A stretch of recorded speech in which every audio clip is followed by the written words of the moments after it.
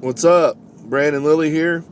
I got a question today from a young guy, and it really kind of bothered me a little bit because he was talking about giving up on the sport, and the kid's only 21 years old. He's got about a 650 pound squat, a 450 bench, and a 600 pound pull in the 275 pound weight class, and he just doesn't feel like he's really going to make an impact in the sport.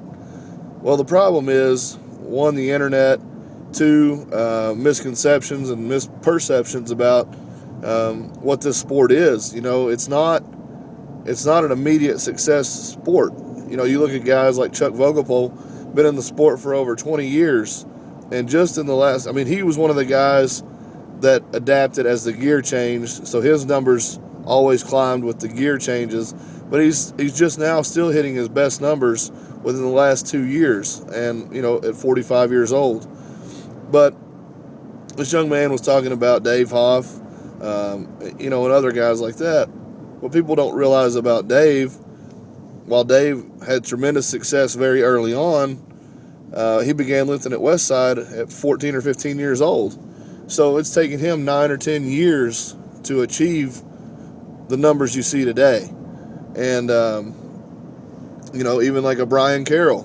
Brian Carroll's been on the scene for forever, 10, 12 years now, lifting in the 220 class, building himself up to a 42, a 75, and so on.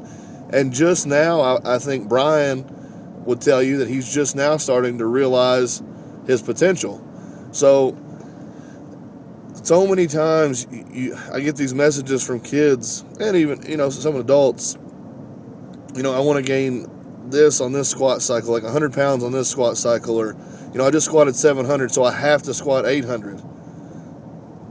What happened to squatting 710 for a PR?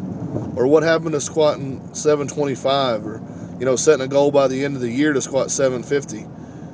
I think it's, part of that's to do with society, and that's a whole nother 2 hour talk. But really, the best advice I can give any young lifter or anybody that's starting out in this sport is look at the number of guys that burn out. You'll see guys have 1, 2 excellent years and they're gone.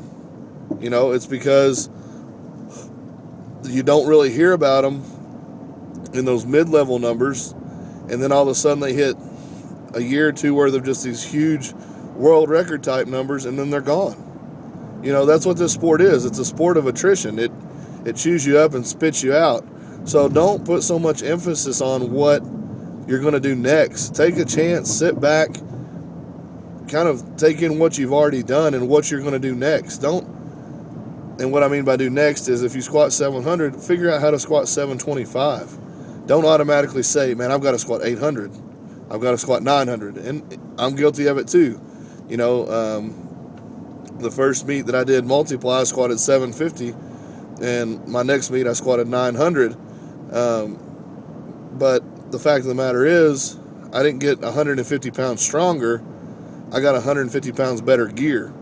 The gear that I wore when I squatted 750 was loose. I didn't really have good knee wraps. I didn't have very much going for me because at that time I had squatted 675 raw in a meet. So, the gear wasn't what it should have been. So whenever I got some gear that actually worked for my body and worked for me, my numbers got back in line with maybe where they should have been. So what I'm saying is, to these young guys especially, take your time, build up a base in your strength, in your raw strength.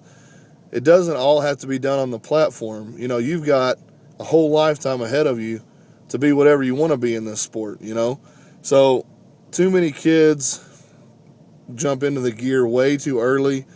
You might have a bright future, but you haven't built that base, so you burn out and you don't know what the hell to do. So if you build the base, compete, and then always come back and do some raw work and the gear work as well, I think you'll extend your career, you'll add numbers that you never thought possible, and you'll enjoy the sport a lot more. Remove the pressure from yourself. This is all about you. We don't make any money at this, and that's what's killing the sport, is people are doing it thinking that, okay, I've got to do this all right now. The sport will grow because the people in it make it grow. And the longer that you're in the sport, the more positive impact you can have on it. So I hope that hits home with a couple people. You know, maybe not, but at least I hope I reached the kid that sent me the question, because to me, he has a bright future. He's only been powerlifting for 18 months. So, you know, those numbers are not bad at all, irregardless of weight class, for 18 months of lifting. So anyway, keep your head up, stick with it, and I'll see you guys next time.